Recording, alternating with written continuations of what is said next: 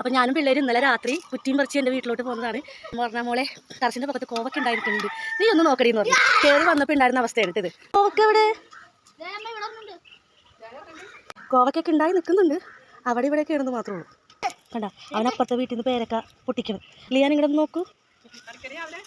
ആ പൊട്ടിക്കാം. ഓ പറയണേ കേട്ടിട്ടുണ്ടെങ്കിൽ ഇഷ്ടം പോലെ ഇപ്പോൾ 1 കിലോ എടുത്ത് കോവക്ക കിട്ടും. ഉണ്ട് കോവക്ക.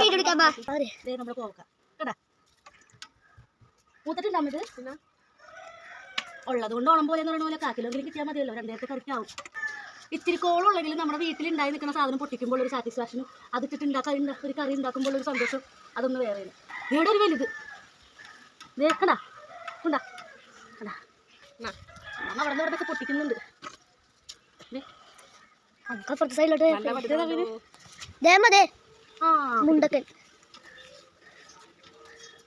ഓ നല്ല വെയിലുണ്ട് കേട്ടോ.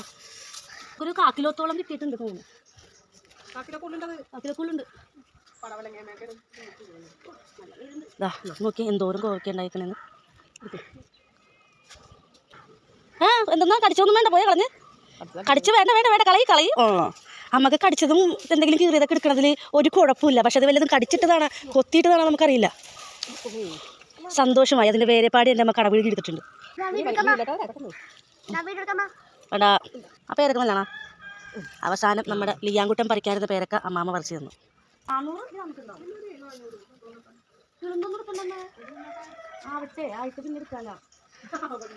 ഞാനായിട്ട് പിന്നെ വരാം. നമ്മുടെ കോവക്ക ഇവിടെ ഭയങ്കര വെയിലിൽ നിന്ന് താഴത്തേക്ക് മാറിക്കാം. നമ്മൾ കോവക്ക പൊട്ടിച്ചതിലേ നമുക്ക് ഇത്രയും കോവക്ക കിട്ടിയിട്ടുണ്ട്. മൂത്തതാണോ ഉണ്ടാവുന്നറിയില്ല.